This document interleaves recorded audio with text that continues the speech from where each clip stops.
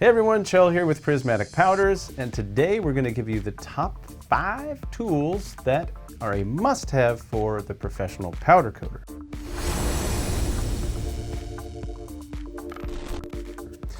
To be clear, this is the type of equipment that a professional needs to do their best, not the basic list of what everyone needs just to powder coat.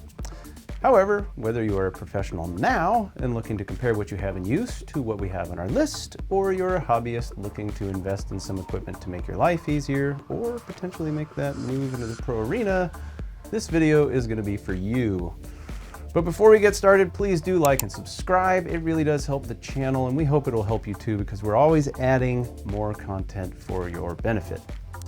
Now, the way we'll execute the list is to start with the most expensive items first, and then we'll trickle down to the inexpensive, and not for any particular reason other than I needed to have some sort of order to the list. So number 1, a professional powder coating system. Now, when I talk about system, I'm talking about a professional grade booth, a professional grade gun, and a professional grade oven. And here's why. Obviously, this is a big expense, and it doesn't mean that someone couldn't step into the professional arena without it, but without it, you won't last long. The advantages of an actual professional powder coating booth are numerous, and most importantly, it comes down to the lighting, so you can see what you are doing.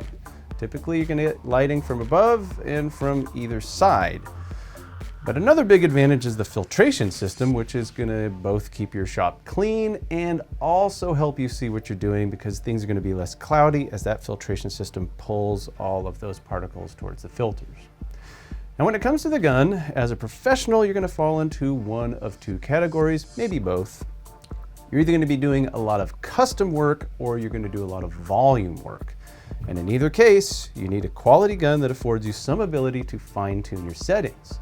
But most importantly, you need the equipment to stand up to the abuse of daily use day after day after day. Now, the last part of the system is the oven. The oven size will need to suit the volume of work you're doing or hope to do, but something that is crucially important is even heat. You don't want a bunch of cool spots in the oven affecting your curing, and a good quality oven is going to perform no matter what the size is. All right, number 2, a stripping system or process. Now, there are many professional coaters that do not have a good system in place to strip old coatings. Thus, it makes rework very time consuming and possibly creates another added expense because you have to pay somebody else to do the work. Now, methods of stripping could be chemical or a burn-off oven or some sort of media blaster. That's going to be up to par for the type of work that you're doing. There are pros and cons to all of them, but the point that I want to drive home is the idea of time and money. Your time is valuable, and so is everyone else's. So with this in mind, it's only a matter of time before the professional needs some sort of stripping system in their process. It will help with potential incoming work that's already coated and with reworks. Now, we're moving on to much less costly instruments, and yet they are just as necessary for a professional. So number 3, a fluidizer. Some could argue that they could do just fine without a fluidizer, and for shops or an individual that is focused on volume work where they only apply solid tone colors, a box feed system may suit them just fine. However, a fluidizer is a must-have for shops doing custom work or for shops that will spray some more interesting powders like metallics or textures. You simply won't get favorable results without a fluidizer when spraying some of those types of powders. Number 4, a mill thickness gauge.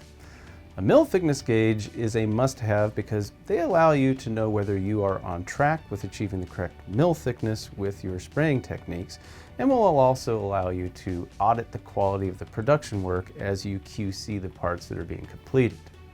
The mill thickness gauge will vary widely in their price range, $50 to $1,500. And while it's true you get what you pay for, it's also important to know what you're paying for, and typically you're paying for greater accuracy.